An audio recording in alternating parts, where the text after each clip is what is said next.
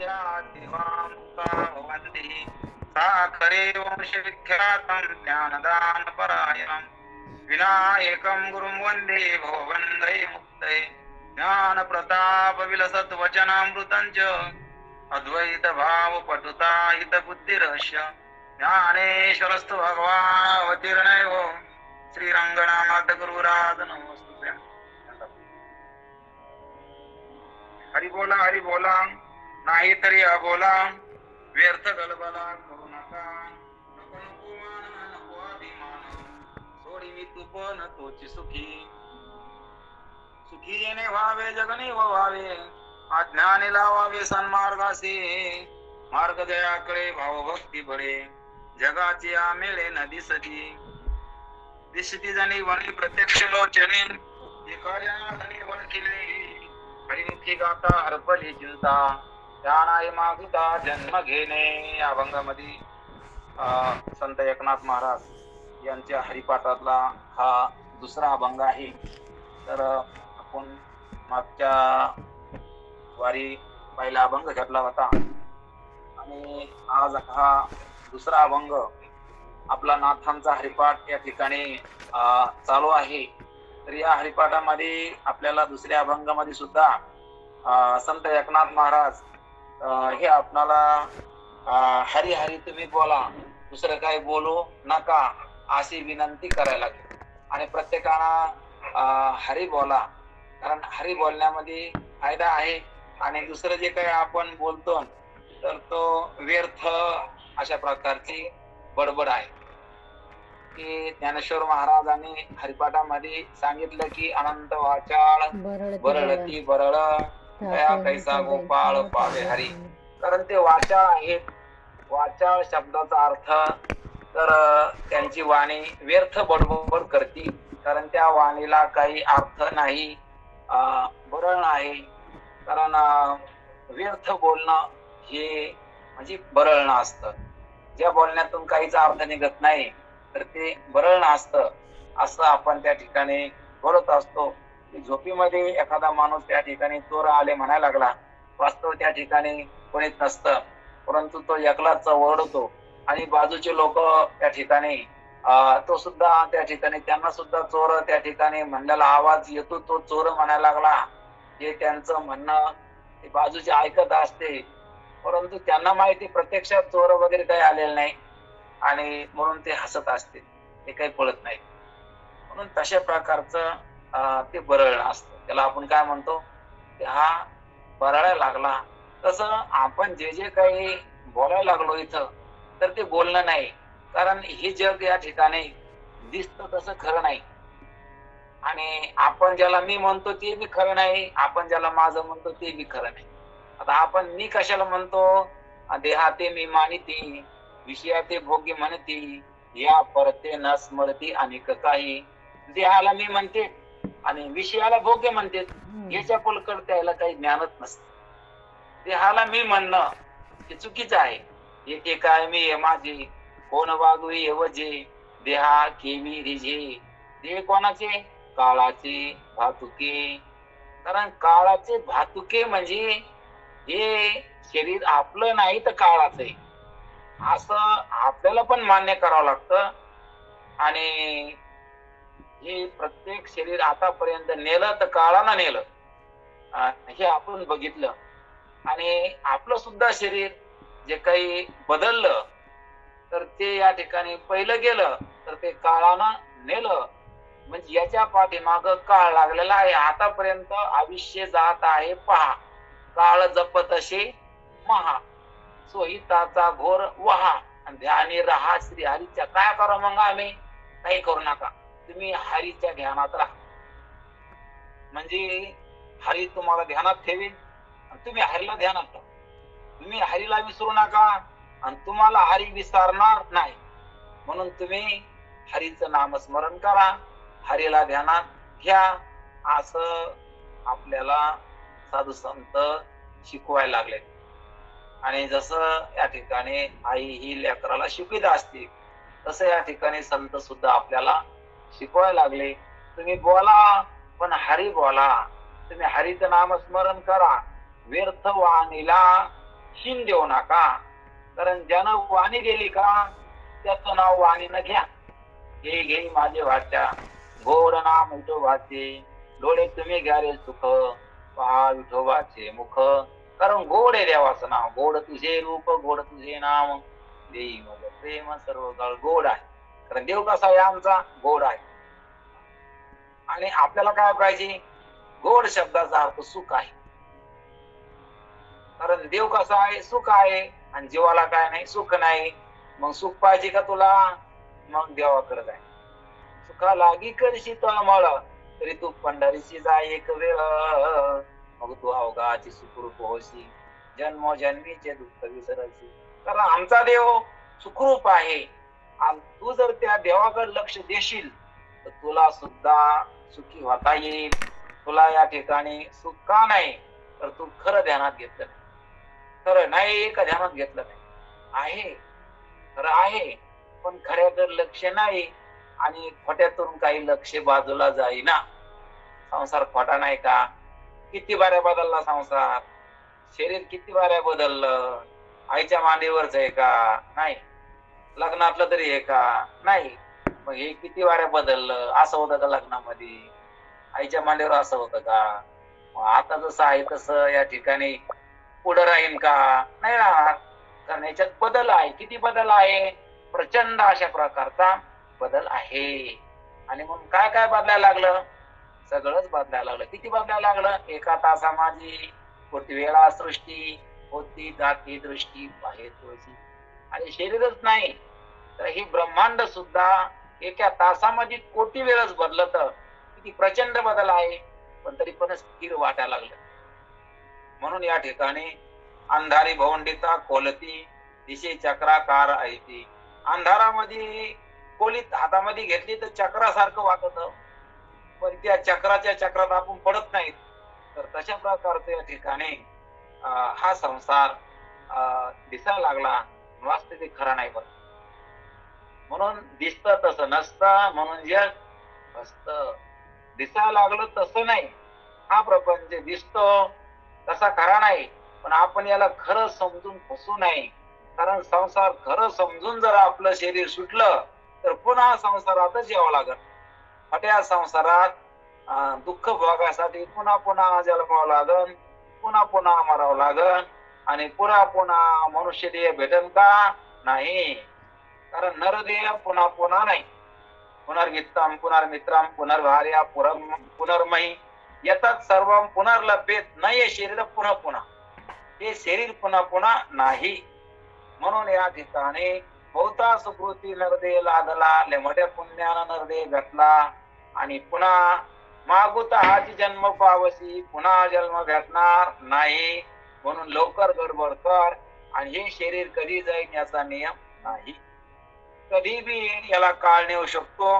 कारण हे काळाचं आहे, आपलं नाही. याच्याकडून आपल्याला काम करून घ्यायचं. सगळ्यात महत्वाचं काम देवाचं भजन झालंच पाहिजे. देवाचं भजन जर केलं तर आपलं कल्याण झाल्याशिवाय राहणार नाही. आणि संसारामध्ये या ठिकाणी कोणाचंच कल्याण झालं नाही. देहाची काय होणार आहे, माती. कारण याची माती होणार आहे. म्हणून आताच याला माती समजव. हे कशाचा आहे, मातीचा. कुठे जाणार आहे, मातीत. आलाय कुठून, मातीत. याची काय होणार आहे, माती होणार आहे. कारण जे माती आहे, ओले मृत्तिकेचे मंदिर आत 6 जण उंदीर, अशा प्रकारचा देह आहे. म्हणून आपल्याला याची ओळख व्हायला पाहिजे. हा मातीचा आहे वाटतं, कमी वाटायला हे चुकलं. म्हणून चुकला अशी दिशे पंत गेले संत ज्या वाटे. कारण साधू संत ज्या रस्त्याने गेले तो रस्ता आपला चुकलेला आहे. म्हणून आपल्याला योग्य मार्गावर यायसाठी संतांच्या विचारांची गरज आहे. म्हणून संतांच्या संगतीत येऊन आपण देवाचं नाव घ्यायलाच पाहिजे. आणि आपलं दुःख त्याच्याशिवाय जाणारच नाही. काही बी करा. कारण आपण संसारामध्ये काही जरी केलं तरी पण दुःख आतापर्यंत कोणाला घालिता आलं नाही.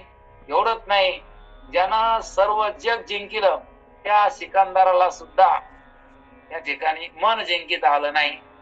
म्हणून हताश होऊन त्याला सांगावं लागलं, ही संपत्ती या ठिकाणी काही कामाची नाही, मी चुकलो, परंतु तुम्ही आता मूर्खपणा करू नका माझ्यासारखा.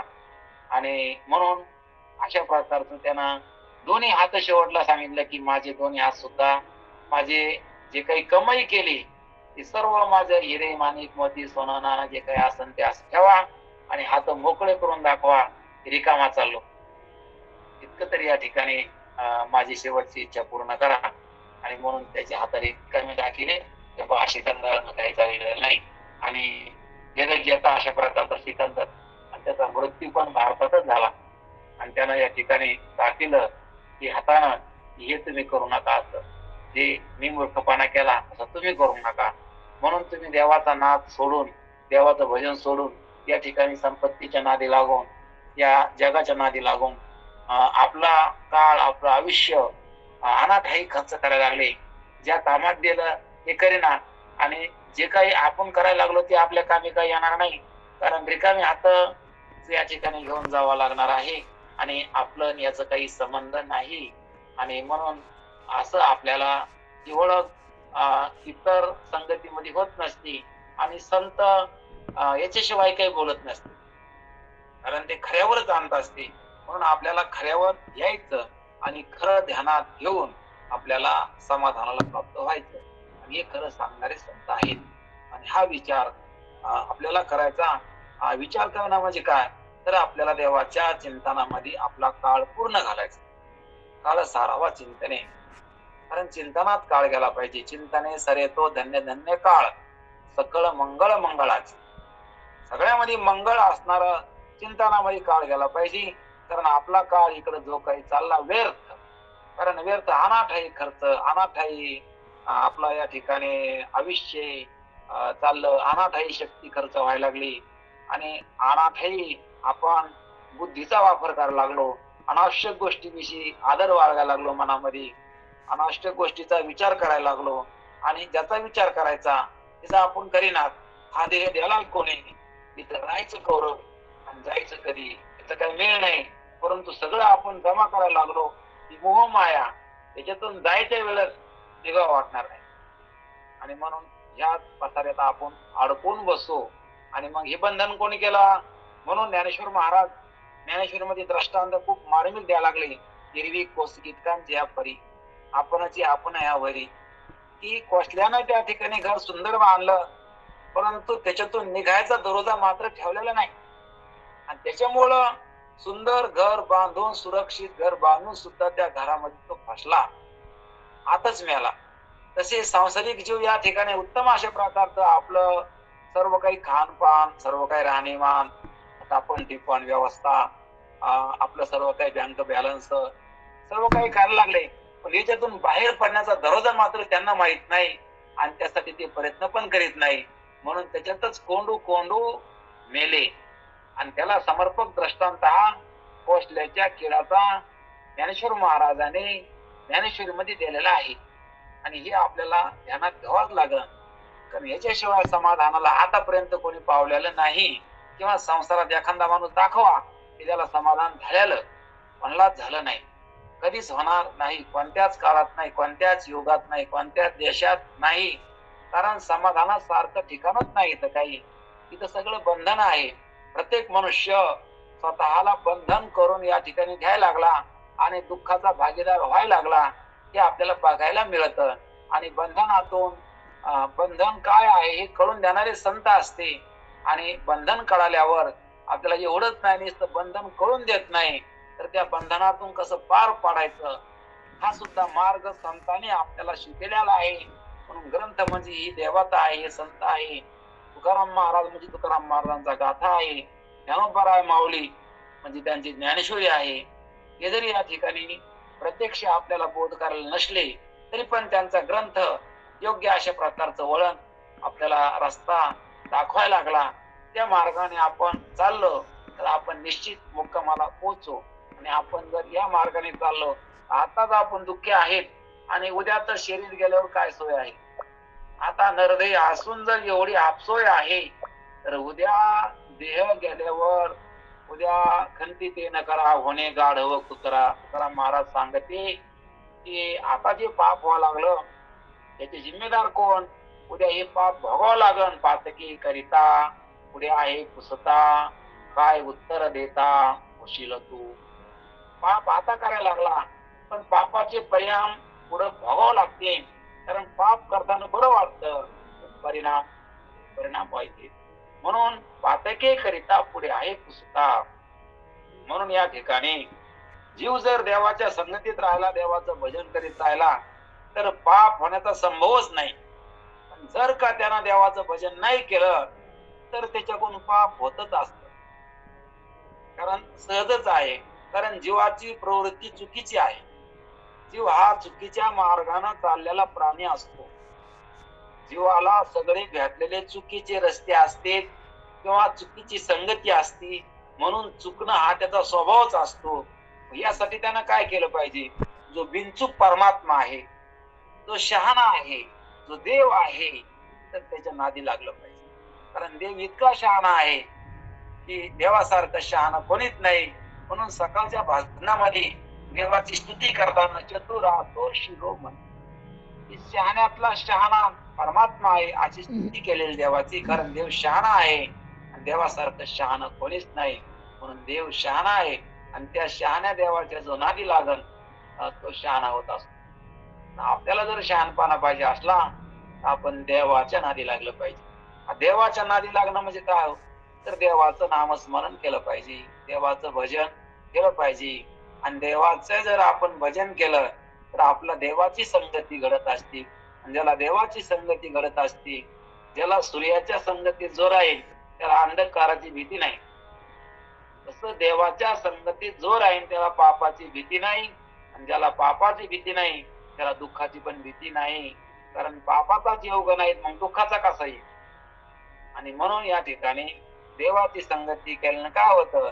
म्हणून आपण हरिपाठामध्ये पाहतो की पहिल्या हरिपाठामध्ये होतं, हरिमुखी म्हणा, हरिमुखी म्हणा, पुण्याची गणना पोट करी. आणि या हरिपाठामध्ये आहे, हरिमुखी गाता हरपली चिंता, त्या नाही मागुता जन्म घेणे. म्हणून त्याला पुन्हा जन्म भेटत नाही, पुन्हा दुःख रूप अशा प्रकारचा प्रपंच किंवा दुःख देणाऱ्या वस्तू त्याच्या पुढं येऊ शकत नाही. कशामुळं? ते म्हणले हरीचं मुखानं नाम गायलं. आता गायलं म्हणजे काय? गाणं प्रेमानं असतं. पण महाराज सांगत असते की म्हणत असते, गाणं कसं असतं? एखादा मनुष्य आहे, एखादी माता भगिनी आहे, तर ती आनंदामध्ये आल्यावर गीत गात असते आनंदात. कारण आज तुम्ही का गीत गाल्या? मग त्यांना सांगावं लागतं की आज काहीतरी सुखद अशा प्रकारची घटना घडली किंवा माझा अंतःकरणात खूप प्रफुल्लित आहे, अशा प्रकारचं त्या ठिकाणी काहीतरी शुभ घटना, शुभ प्रसंग आहे, म्हणून ते गाणं गायलं जातं. आणि म्हणून गाणं हे आनंदानं असतं. देवाचं नाव आनंदाने घेतलं पाहिजे. कारण देव आनंद स्वरूप आहे आणि आपण देवाचं भजन करायलाच पाहिजे. कारण आपण देवाचं भजन केल्यानंतर आपण देवाच्या जवळ जात असतो. देवाच्या जवळ जाण्याचा मार्ग म्हणजे देवाचं भजन. आपण जितकं देवाचं भजन करतो तितकं आपण देवाच्या जवळ पोहोचतो, तितकं आपल्याला देवाची संगती किंवा देवाचा योग येत असतो किंवा देवाचं प्रेम भेटत असतं, देवाचं सुख भेटत असतं. नाही देवाचं स्वरूपाला आपण प्राप्त होत असतो. जशी नदी त्या ठिकाणी गंगा ही समुद्राला गेली म्हणजे ती समुद्र स्वरूप होत असते. तुका म्हणे गंगा सागर संगमी, तैशा झाल्या उर्मी एकमय. गंगा सागराला गेली म्हणजे गंगा समुद्र झाली. तशा प्रकारचा जीव सुद्धा देवाकडे गेल्यावर देवरूप होत असतो. म्हणून एका ठिकाणी सांगितलं, हेम अलंकार नामी तुका म्हणे तैशी आम्ही. हेम आणि अलंकार, हेम म्हणजे सोनं आणि अलंकार नावाला दोन आहेत. अशा प्रकारचं देव भक्त दोन्ही एक रूप झाले. तसे देव आणि भक्त नावाला दोन आहेत, वास्तव एक आहे. कारण देव आणि भक्त दोन नाही. म्हणून भक्तानं, कारण देवाचे भक्त व्हावा, मनुष्य देहाला यावा, देवाची भक्ती कराव आणि देवरूप व्हावा, यासारखं कल्याण कुठंच नाही. आणि काही जरी संसारात भेटलं तरी पण त्याच्या संग दुःख असतं. काही भेटू द्या पण त्याच्या संग मरण आहे आणि मरण जीवाला सहन होत नाही. त्याला वाटतं मी मरू नाही आणि माझं काही मरू नाही. आता मी कशाला मानलेला आहे? देहाला मानलेला आहे. आपण अगोदरच पाहिलं देहा ते मी मानिते. देहाला मी मानलेला आहे. बरं, ज्याला मी मानलेला आहे त्याला मरण आहे. आता मरणाऱ्या वस्तूला आपण धरल्यावर मरणाचं दुःख होईन का नाही? कोणाला होईन? देहाला होईन का ज्यानं धरलं त्याला होईन? आपण धरलं देहाला. देहाती मी मानिती. कारण देह कोणाचा आहे? पंचभूताचा आहे. आणि आपण त्याला मी म्हणायला लागलो. देहा पाचाचा अनिला उसना. देह कोणाचा आहे? 5 जणांचा आणलेला. 5 जण कोणते कोणते? पृथ्वी, पाणी, अग्नी, वारा, आकाश. 5 जण. त्याच्यामध्ये पृथ्वीचा भाग आहे, पाण्याचा भाग आहे, वाऱ्याचा भाग आहे, आकाशाचा भाग आहे, अग्नीचा भाग आहे. आपण पाहतो ते घट्ट भाग कशाचा आहे? नाड्या, हाड पृथ्वीचा आहे. रक्त, लघवी, वीर्यम हे सगळं काय? पाणी त्याच्यामध्ये. आणि पुन्हा याच्यामध्ये उष्णता आहे का नाही? आता हे गरम आहे ना. देहातला अग्नी गेल्यावर देहाचा अग्नी गेला, देह नव्हे चिखोलवाला, याच्यामध्ये गरमपणा आहे म्हणजे याच्यामध्ये अग्नी आहे. तो अग्नीचा भाग आहे. याच्यात श्वासोश्वास आहे, हवा आहे म्हणजे याच्यात श्वास पण आहे म्हणजे हवा सुद्धा आहे. आणि पोकळी पण आहे म्हणजे अवकाश आहे म्हणजे आकाश आहे म्हणजे पंचभूताचा देह आहे. आणि हे जग सुद्धा पंचभूताचं आहे. म्हणून जगाचं आणि देहाचं नातं आहे आणि आपलं देवाचं नातं आहे. आपल्याला वाटायला लागलं की देह मी आहे, परंतु देहाचं आपलं नातं नाही. कारण देह मरून चाललेला आहे. देह जाणार आहे. देह जाईल. देह काळाचा आहे. देह पंचभूताचा आहे. कारण देहाला काळ न्यायला लागला. जो नेतो का त्याचा देह असतो. आणि देह आपल्याला वाटतं बदलू नाही, बदलायला काढलंय. कोणाला वाटतं म्हातारपण यावा, कोणाला वाटतं मला रोग व्हावा. ज्ञानेश्वर महाराज ज्ञानेश्वरी मध्ये सांगते, रोगा आवडे रोगिया का दारिद्र्य भोगी जे वाया अदृष्ट जेने. रोगी माणसाला रोग आवडत नाही, दारिद्र्याला दारिद्र्य आवडत नाही, तरी पण दारिद्र्य येतच ना, रोग होतोच ना. मग अशा प्रकारचं या ठिकाणी रोग होणं, दारिद्र्य येणं हे स्वभाव आहे. कारण देहाचा स्वभाव बदलणं आहे आणि जीवाचा स्वभाव न बदलणं आहे. जीव बदलतच नाही आणि देह बदलल्याशिवाय राहतच नाही. आपण बदललो असतो तर आपल्याला पूर्वीची आठवण सांगता नसती आली. आपण बदललो असतो तर लग्न कसं झालं हे सांगता नसतं आलं. कारण लग्नातलं शरीर नाही. आता जे शरीर आहे का ते लग्नातलं नाही, पण लग्नातले आपण आहेत ना. म्हणजे या ठिकाणी 2 झाले. आता शरीर एक आणि मी एक. शरीर वेगळं आणि मी वेगळा. पण इथं आपण दोन्हीला एकच समजायला लागलो. आपण म्हणतो याच्यातला जीव कधी गेला हो? जीव कधी गेला म्हणजे या देहाला सोडून जीव कधी गेला? म्हणजे या ठिकाणी जीव वेगळा आहे आणि देह वेगळा आहे. आणि जीव गेल्यावर याला अग्नी दहन देते. जीव गेल्यावर याच्यामध्ये जीव आहे तोपर्यंत याला अग्नी दहन केल्या जात नाही. म्हणून या ठिकाणी जीव आहे. मग जीव कोण आहे? जीव आपण आहे. आपण हा देह नाही आणि देह पंचभूताचा आहे. म्हणून खूप चिंतन केलं पाहिजे, देवाचं नामस्मरण केलं पाहिजे. खूप बारकावा मनामध्ये येत असतो आणि चिंतन करून आपल्यालाच आपलं समाधान होत असतं. आपण समाधानासाठी बऱ्याच वस्तू जवळ केल्या, परंतु समाधान होण्याऐवजी चिंताच वाढायला लागली. आपण मोठ्याले घर बांधले असते, आपण मोठ्याल्या गाड्या घेतल्या असत्या, आपण बरेच काही बँक बॅलन्स जमा केला असतं, आपण आपले म्हणून बरेच काही त्या ठिकाणी आपले संबंधी आपण बरेच काही आपले झाले असते. परंतु त्याच्या समस्या या ठिकाणी आपल्याला निवारण करताच आपण परेशान व्हायला लागलो. म्हणून ह्या वस्तू सुखाला कारण नाही, तर हे सगळं काही जग आहे आणि जग हे जीवाला दुःख देत असते. बाकीच्या वस्तू सोडा, आपला देह सुद्धा आपल्याला दुःख देत असतो.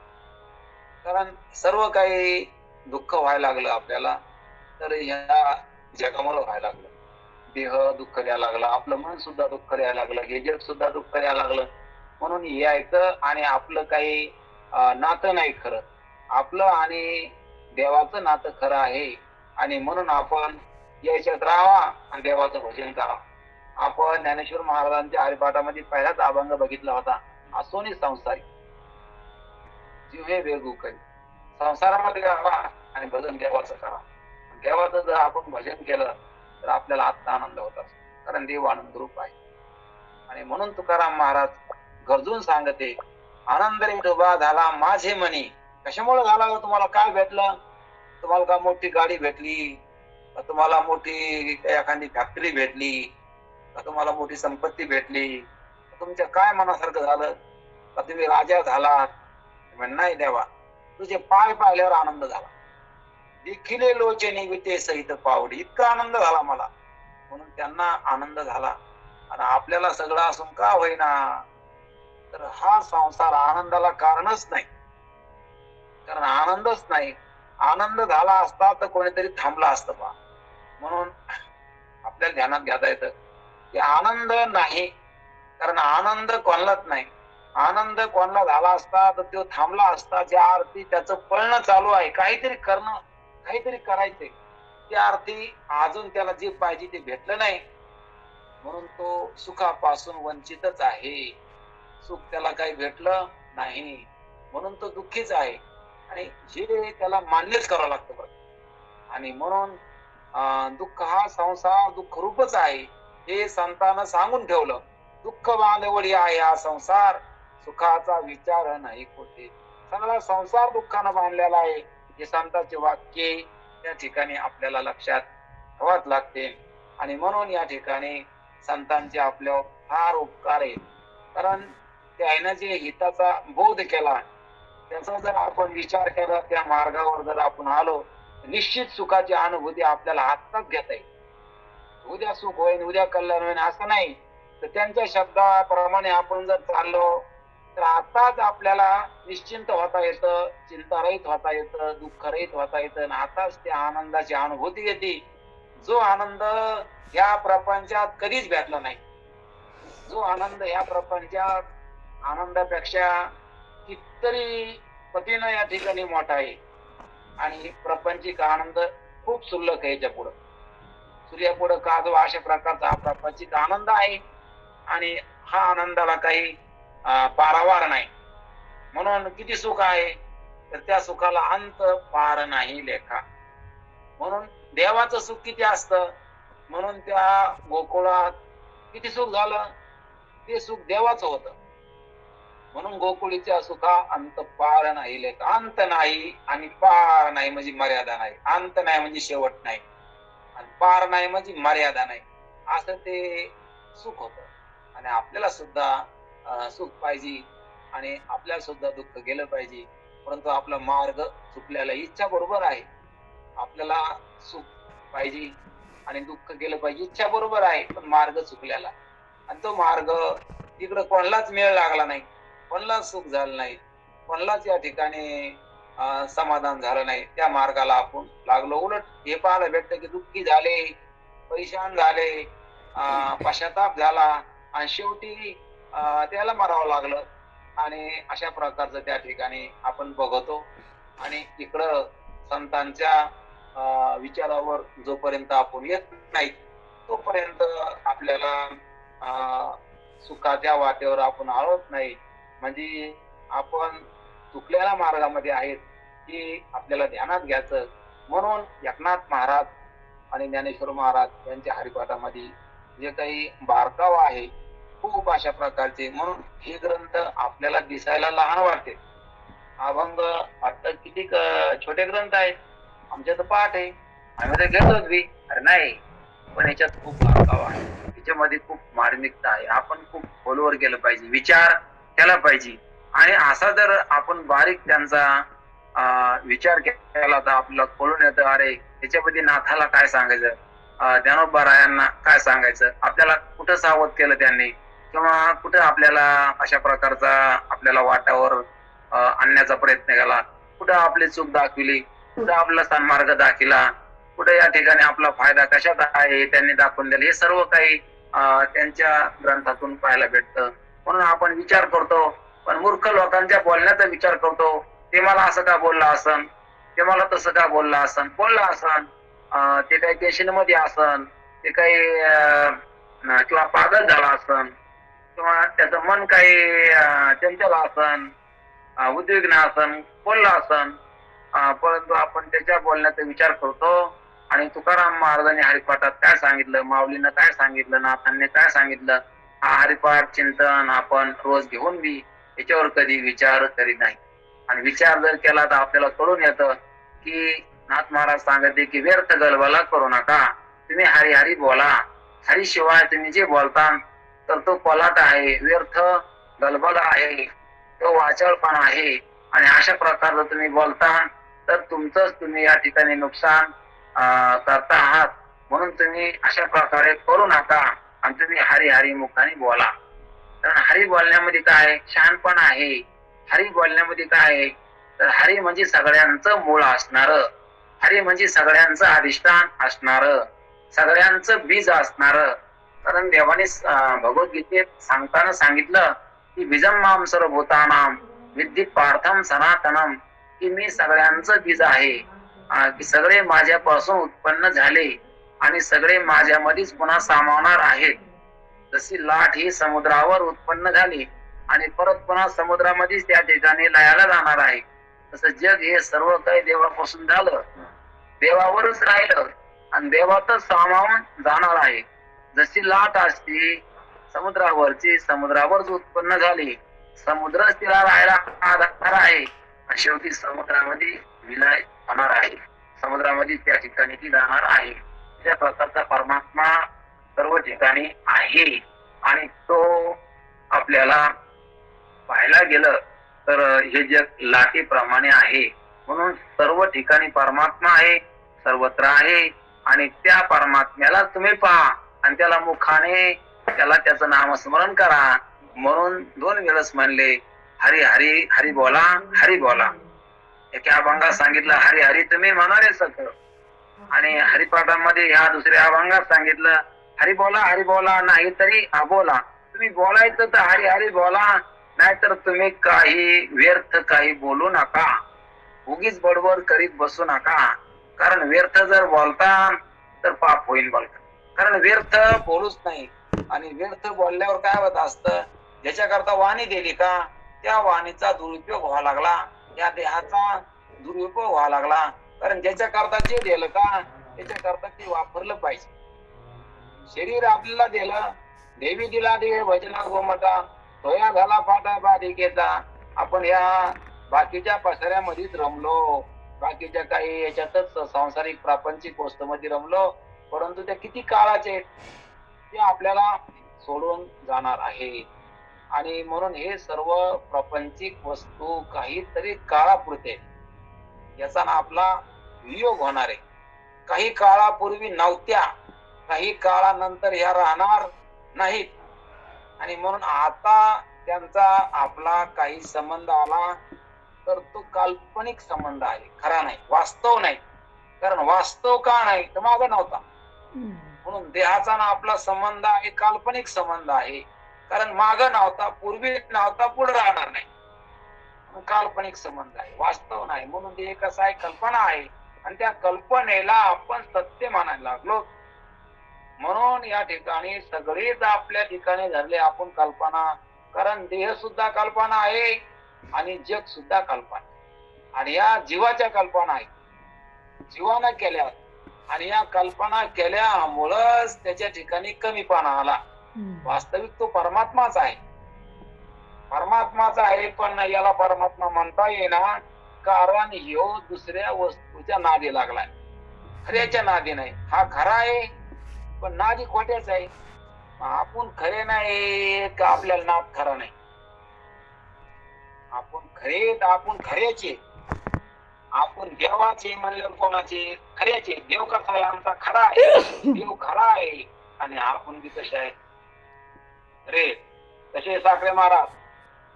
देव खरा आहे हरी, आपण बी कसे बऱ्याच दिवसांनी दर्शन झालं रामकृष्ण हरी. म्हणून देव खरा आहे आणि आपण बी कसे खरे आहे. म्हणजे आता देव खरा आहे आणि आपण खरे आहोत, आणि म्हणून आपण खऱ्याचे. आपण कोणाचे? खऱ्याचे. म्हणजे आपण खोट्याचे नाहीत. आणि देह कसा आहे? खोटा आहे. तो जड आहे, कारण त्याला कळत नाही. देहाला कळत नाही, मला कळत ना. कारण देहाला कळालं असतं तर मुडद्याला सुद्धा कळालं असतं. याच्यातून जीव गेल्यावर याला कळत का? मग याला अगोदर काढावं लागतं. कोणी आलं तर म्हणजे किती वाजता आहे अंत्यसंस्कार? अंत्यविधी कधी आहे? काय वेळ आहे अंत्यविधीचा? म्हणून याला कधी बाहेर काढायचं? सर्वांना एकच गया असती, याला अगोदर नेऊन याला अग्नी दहा द्याला म्हणजे सगळे मोकळे झाले.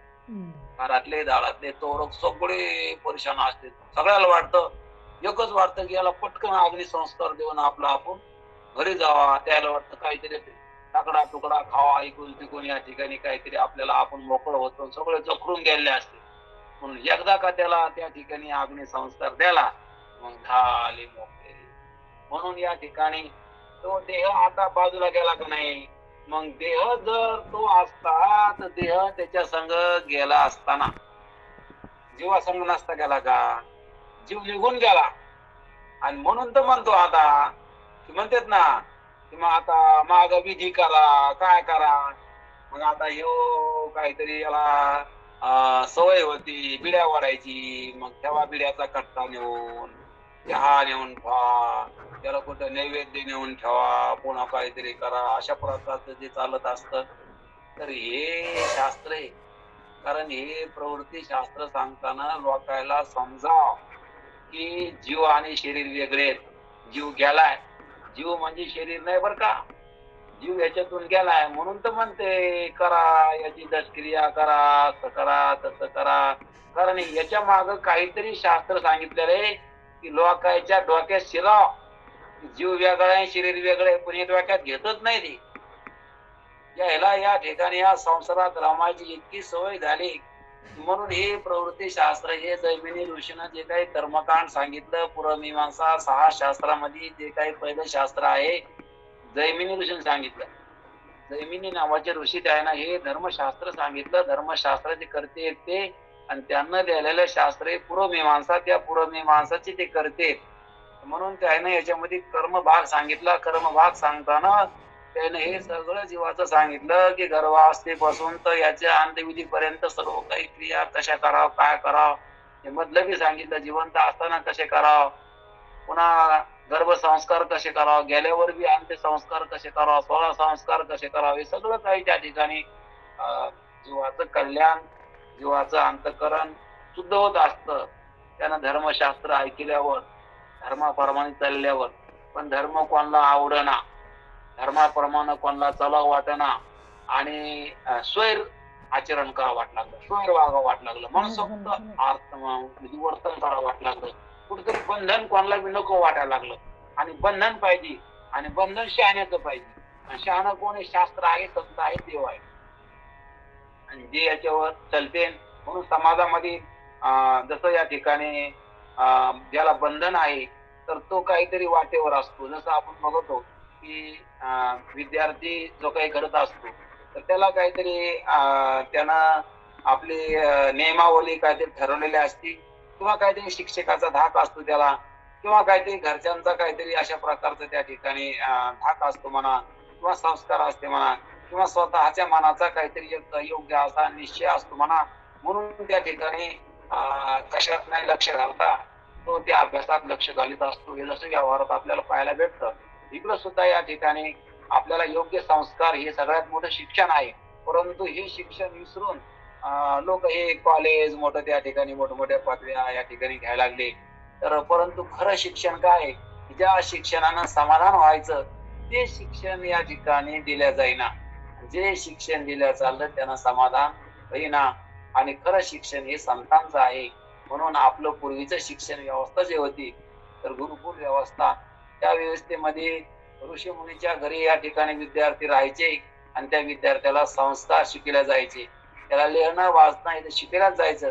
पण आई वडिलाचा आदर कसा करावा, गुरुचा अतिथीचा आदर कसा करावा, त्या संसारामध्ये निर्मत्सर कसं राहावा, आणि सर्वांना प्रेमाने कसं सामावून घ्यावा हे सर्व काही शिकविलं जात होतं. आणि हे शिक्षण असायचं. आणि ते या ठिकाणी आपले योग खराब म्हणा किंवा काही म्हणा, इंग्रज काळापासून ही गुरुकुल व्यवस्था या ठिकाणी मोडून गेली आणि तिकडची या ठिकाणी अशा प्रकारची इंग्लिश स्कूल आल्या. तेव्हापासून तर हे लोक आपल्या भारतीय संस्कृतीला इंग्रज नाही, आता बाहेरची लोक नाही तर आपलेच लोकांना आठवा लागले. आपली संस्कृती आपल्याच लोकांना आवडणार, म्हणजे अशा प्रकारची या ठिकाणी अशी शिक्षण व्यवस्था तयार झालेली आहे. आणि म्हणून हे डॅडी मम्मी हे अशा पप्पा हे जे पहिले शब्द होते आपले आई म्हणून त्या शब्दामध्ये प्रेम होतं. आणि अशा प्रकारच्या ठिकाणी जे संस्कार आहे ते राहिले नाही. आणि म्हणून साधू संत अशा कलियुगामध्ये भयान या ठिकाणी खायला बरोबर नाही, संस्कार बरोबर नाही, शिक्षण बरोबर नाही आणि सर्व काही या ठिकाणी दुरावस्था झाली असताना एकच आधार आहे संतांच्या संगतीचा. आचार विचार या ठिकाणी राहिलेले नाहीत आणि हे प्रचार माध्यम सर्व काही या ठिकाणी दुष्परिणामक म्हणून आपल्याला व्हायला लागले. फायदा कमी नुकसानात जास्त व्हायला लागलं आणि जे काही औषधी घ्यायला यायला लागल्या त्याचे दुष्परिणामच जास्त व्हायला लागले. आणि म्हणून हे सर्व काही या ठिकाणी घातक ठरीत असताना अन्न जे खायला भेटायला लागलं ते विषयुक्त भेटायला लागलं. ते स्वतःची काळजी पण स्वतः कोणी करीत नाही. पहिल्या काळामध्ये दुसऱ्याची काळजी लोक करायची, आता स्वतःची पण काळजी घ्यायला कोणाला वेळ नाही आणि इतके लोक व्यस्त झाले. आणि म्हणून महत्वाच्या गोष्टीकडे सुद्धा ध्यान नाही. जेवण काय, खाणपिण काय, राहणं काय, झोप काय, त्या गोष्टीला सुद्धा या ठिकाणी प्राधान्य दिलेलं नाही. आणि म्हणून अशा प्रकारचे वातावरण खूप दूषित होत चाललेलं आहे. हा कलियुगाचा प्रभाव आहे, ठीक आहे, परंतु या वाऱ्यातून तोच वाचू शकल, तोच सुरक्षित राहू शकल की सर्व काही या ठिकाणी जो नामस्मरणाच्या चिंतनात राहील, जो संतांच्या संगतीत राहील, जो विचारात राहील तोच सुरक्षित राहू शकल. त्याच्यापर्यंत ही वाहतूक पोहोचू शकत नाही. तोच या ठिकाणी आपल्याला समाधान मिळू शकतो किंवा दुसऱ्याला पण समाधानाला कारण होऊ शकतो. कारण का तर तो नामस्मरणामध्ये आहे किंवा तो स्वतः संत संगतीमध्ये राहिला, तो स्वतःचं कल्याण आणि दुसऱ्याचं कल्याण करू शकतो. म्हणून हे आपल्याला महत्वाचं ध्यानात घ्यायचं. म्हणून कुठेही या ठिकाणी जगामध्ये आपण सुखासाठी फिरलो तर सुख कुठं भेटणार नाही. वास्तविक दुःख भेटल्याशिवाय राहणार नाही. आपल्या मनावरचा बोजाच वाढणार आहे आपण काही करायला गेलो तर. म्हणून चिंतन करावं, शांत राहावा. आपण काहीतरी कशात तरी सुख पाहायचं नाही. आज सुख हे आपल्याहून वेगळं नाही. आपल्याला वाटतं की काहीतरी मिळून सुख होईल, काही मिळून सुख होणार नाही. कोणीतरी मानावं म्हणजे सुख होईल, त्यानं होणार नाही. अरे आपण देवाच्या भजनामध्ये दंग राहा, चिंतन करा, त्यानं आपल्या या ठिकाणी सुखाचे दरवाजे खुले होते. आणि अपेक्षा नाही ठेवता कोणत्याच अपेक्षा निरपेक्ष सुख आपला प्राप्त होईल. असलेलं सुख, असलेला आनंद आपल्याला प्राप्त होईल. आणि तो संतांनी सांगितलेला आहे, तो खरा आनंद आहे. तो काळानं आणि कोणत्या प्रभावानं त्या ठिकाणी त्याला कमीपणा येत नाही, ते नष्ट होत नाही, असा निर्देशी आनंद आहे. निर्देशी आनंद म्हणजे नष्ट न होणारा आनंद आहे. आणि त्याला म्हणले जीवनातलं सर्व सुख. आणि त्या सर्व सुखाची प्राप्त करून घ्यायची असली तर मग त्या परमात्म्याला शरण जा. म्हणून शरण जावे सर्व भावे देवाशी, तो हा उतरील पार हो दुस्तर नदीचा. हो आहे कृपावंत, आमचा देव कृपावंत आहे बरं का, तुम्ही त्याला शरण जा बरं का. आणि म्हणून त्या देवाचं भजन अखंड केलं पाहिजे, अखंड चिंतन ठेवायचे. कारण अखंड म्हणजे खंड नाही की प्रत्येक वारी एक तास असं नाही. हे तर ठीक आहे, परंतु आपल्याला घरी सुद्धा सर्व कार्य करता देता घेता किंवा जसा वेळ भेटेल तसं एकाग्र मनानं त्याचं चिंतन केलं पाहिजे. किंवा सर्व कामात सुद्धा त्याच्या चिंतनाला वेळ आपल्याला भेटला पाहिजे किंवा त्या कामात चिंतन त्याचं झालं पाहिजे. ते आपल्याला वास्तव विसरून चालणार नाही. कारण प्रपंच एक व्यवस्था आहे, कारण तो काही खरा नाही. आणि व्यवस्था असती ती आपली सोय करून घ्यायसाठी असते, ती काही कौरक नसती. व्यवस्था विस्कळीत होणार आहे, कारण देह सुद्धा हे जाणार आहे, प्रपंच सुद्धा या ठिकाणी हा नष्ट होणार आहे आणि व्हायच लागलाय. बराच काही प्रपंच निघून गेलाय, देह सुद्धा जाणार आहे आणि हे सर्व काही या ठिकाणी लोप होणार आहे. पण याच्यामध्ये या ठिकाणी जसं आमचे गुरुवर्य श्री बापूराव महाराज परतूरकर ते जे काही मोठे महात्मा या ठिकाणी महाराष्ट्रात मोठे होऊन गेले ते रंगनाथ महाराज श्री रंगनाथ महाराज परभणीकर, ज्यांना सर्व महाराष्ट्र आणि महाराष्ट्राच्या बाहेर सुद्धा गुरुजी म्हणून प्रख्यात असणारे परभणीचे लोकप्रिय अशा प्रकारचे त्या ठिकाणी महाराज असणारे रंगनाथ महाराज. तर ते सांगायचे की गोष्ट की एखाद्या मुलीचं लग्न असतं आणि त्या मुलीचं लग्न असल्यामुळे श्रीमंत होती आणि श्रीमंत मुलीचं लग्न होतं, नवरदेव सुद्धा श्रीमंत होता आणि मग मोठा त्याने मंडप द्याला, वाजंत्र्या बी लावल्या, मोठमोठे पाहुणे त्या ठिकाणी बोलिले, खूप त्या ठिकाणी सर्व काही साजवाज झालेला आहे. आणि आता लग्न पण लागलं आणि लग्न लागल्यानंतर मग आता हळूहळू लग्न लागलं की ओटी सुरू होते. कारण मग उतरती कळा, मग मंडपवाले असते ते मंडप काढून घेते आणि बाकीचे वऱ्हाड असतं, ज्यांना लयच गडबड असते ते लगेच निघायची तयारी करते आणि सर्व काही मग इकडचे पाहुणे तिकडचे पाहुणे हळूहळू हळूहळू त्यांना वाटतं जे काही कामासाठी आलो ते काम तर आता जवळ जवळ झालेलं आहे, म्हणून ते हळूहळू हळूहळू त्या ठिकाणी आपापल्या मार्गाला जायला निघत असते. आणि म्हणून या ठिकाणी आता नवरदेव थोडा भोळा होता आणि तो नवरदेव त्या ठिकाणी आपल्या जवळच्या मित्राला स्वकान्याला म्हणतो की या ठिकाणी आता हे मंडप उतरायला लागले आणि ही तर माझ्या लग्नाची शोभा होती आणि बरं मंडप तर चालला, परंतु इतके लोक आले होते लग्नाला तर हे सुद्धा या ठिकाणी आता निघून चालले.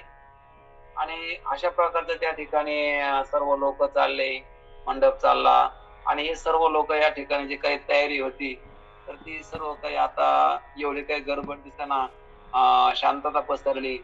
मग काय मिळे, आता ते म्हणलं जाऊ दे, मंडप गेला तरी जाऊ दे, हे सर्व वऱ्हाड गेलं तरी जाऊ दे, परंतु जोपर्यंत लग्न लागायचं राहिलं होतं तोपर्यंत हे राहिलं ना, म्हणजे लग्न लागेपर्यंत हे सर्व लागलं आणि हे राहिलं बी, हे योग्य झालं. कारण लग्न लागायच्या आधी मंडप गेला नाही किंवा हे लोक सुद्धा निघून गेले नाही, हे बी बरंच झालं. लग्न लागल्यावर चालले हे बी बरंच आहे, कारण हे सांभाळायचे कौरक आता हे गेलेले बरेच ना. परंतु हे मंडप तेव्हा ते बरोबर आहे, या मंडपामुळे चांगलं होतं ना. तर स्वकान्या म्हणतो अरे ते मंडप गेला पण मंडपानं त्या ठिकाणी तुला नवरी देऊन गेला ना आणि तिला पण नवरदेव देऊन गेला, इतकं मोठं वऱ्हाड आलं पण यायनं अक्षता टाकून तो नवरदेव आहे आणि ती नवरी आहे असं कबूल करून गेले ते चालले ते आता. म्हणून या ठिकाणी ते गेले, परंतु त्यांनी या ठिकाणी तू नवरदेव आहे तुला बायको देऊन गेले, तिला नवरा देऊन चालले. अशा प्रकारचं त्या ठिकाणी ते गेले तर आता हरकत नाही, तशा प्रकारचे शरीर पडलं तर हरकत नाही, सगळा संसार गेला तरी हरकत नाही, परंतु मला देव लक्षात आला ना, देव देऊन चाललेत ना ताई, म्हणून काही अडचण नाही. म्हणून त्या पुरुषाला कोण्या ज्याला देव कळलं त्याला, इकडं कसं ज्याला नवरी भेटली त्याला मंडप गेलं तर हरकत नाही, वऱ्हाड गेलं तर हरकत नाही, का नवरी भेटली आता विषय संपला. मग तशा प्रकारचं ज्याला देव कळाला त्याला हे शरीर पडलं तर हरकत नाही. वरी आकाश वरी कोडप आहे, ब्रह्मगोड अंगाज आहे, हे ब्रह्मांड जरी लयाला गेलं, आकाश जरी तुटून पडलं तरी पण काही हरकत नाही. कारण का जे मिळवायचं होतं, जे पाहिजे होतं ते मला मिळालं, कारण परमात्मा मिळाला. म्हणून आता ह्या प्रपंचाबद्दल माझी काही तक्रार नाही, की गेलं तरी आता मला काही काळजी नाही, म्हणून आता मी निश्चिंत झालो. फक्त व्यवस्था होती ह्या देहाची, त्या देहाच्या व्यवस्थेमध्ये मी अशा प्रकारचं मला देव कळून देऊन चालली, म्हणून या ठिकाणी बरं झालं. तसं या ठिकाणी जे मंडप होता, हे वराड होतं, ही सर्व व्यवस्था होती. या व्यवस्थेमध्ये काय झालं तर तितक्या काळामध्ये लग्न लागून पडलं आणि आता या ठिकाणी व्यवस्था निघून गेली, काही हरकत नाही. तशा प्रकारचं हे सर्व प्रपंच, हे शरीर या ठिकाणी आहे. तर याच्यामध्ये आपलं देवाचं ना आपलं ऐक्य झालं पाहिजे, देव कळला पाहिजे. देव कळून व्यवस्था गेली तर काही हरकत नाही. म्हणून तशा प्रकारच्या या ठिकाणी आपण काळजीनं परमात्मा करावा, की परमात्मा प्राप्त करायचा पण काळजीनं करायचा. निस्ता करायचा वेगळं आणि काळजीनं परमात्मा प्राप्त करणं वेगळं आहे. परमात्म्याला प्राप्त करायचं म्हणजे काय आहे? आपल्याला तो प्राप्त झालाच पाहिजे. त्यासाठी अट्टहासानं तुकाराम महाराज सांगते की माझ्या विठोबाचे नाम अट्टहासे उच्चारा. कारण प्रेमानं त्याचं भजन करणं आणि आनंदानं त्याचं नामस्मरण करणं हेच या ठिकाणी आपल्याला तिथपर्यंत पोहोचण्यासाठी योग्य अशा प्रकारचा मार्ग संतांनी सांगितला आहे आणि तो हरिपाठात सांगितला. म्हणून तुम्ही हरी बोला नाही तरी हा बोला. व्यर्थ गलबाला करू नका. तुम्ही व्यर्थ बोलू नका, हरी बोला. तुम्ही मान अभिमान धरू नका, कशाच्या मानात अभिमानात ताठ्यात राहू नका. मिथूपणा सोडून द्या आणि जेणे सुखी जेणे व्हावे जगनिव व्हावे. ज्याला चार गोष्टी कळाल्या, अगोदर चार गोष्टी नीट कळून घ्यावा. नीट कळाल्यावर मग लोकांना कळून सांगण्याचा प्रयत्न करावा. ऐकीत असलं तर सांगावं, नाहीतर बोलच काही कोणाला म्हणू नाही की माझं प्रवचन घ्या, माझं कीर्तन घ्या, मी महाराज आहे, कोणाच्या माग लागू नाही. कारण महाराज कोणाकडून म्हणून घ्यायचं नाही. कोणी म्हणल्यावर आनंद नाही, कोणी म्हणायच्या आधी आपण स्वतःच्या आनंदात राहिल्यावर आपल्याला दुसऱ्याच्या टेकेची गरज नाही वाटली पाहिजे. तुम्ही मला चांगलं म्हणल्यावर मला चांगलं नाही वाटलं पाहिजे. स्वतःनच मी चांगला आहे असं वाटल्यावर दुसऱ्याच्या टेकेची गरज नाही. म्हणून मार्ग जयाकडे भाव भक्ती बळे जगाची मेळे न दिसती. त्याला मार्ग कळतो का, तो जगाच्या मेळ्यात राहत नाही. कारण जगाच्या संगतीत राहत नाही. जगामध्ये असतो पण नसल्यासारखा असतो. कारण जगाच्या नादी नसतो. जग त्याला खरं वाटत नाही. दिसती जनीवानी प्रत्यक्ष लोचनी एका जनार्दनी हरी बोला राहते सगळ्यामध्ये. परंतु त्यांना त्या हरीची ओळख झाल्यामुळं, त्यांना हरीला ओळखल्यामुळं, हरी कळाल्यामुळं त्यांना सर्वत्र हरी दिसतो. आणि म्हणून त्या ठिकाणी ते हरी मुखी गाता, मुखानं हरी गाते. म्हणून त्यांना चिंता राहत नाही. आपण सुद्धा हरीचं नाव घ्यावा आणि मुखानं हरिनाम गावा. कुंडलिकावरती हरी श्री ज्ञानदेव तुकाराम. आता विश्वात्मकी देवी येणे वागेज्ञ तोषावे. तो सोनी मज द्यावे पसाय दान. जे खळाची व्यंकटे सांडो तया सत्कर्मी रती वाढो. भूता परस्परे पडो मैत्र जीवांचे. दुरितांचे तिमिर जावो. विश्व स्वधर्म सूर्य पाहो. जो जे वांछिल तो ते लाहो. प्राणी जात वर्षोत सकळ मंगळी. ईश्वर निष्ठांची मांद्याळी. अनवरत भूमंडळी भेटतो तया भूता.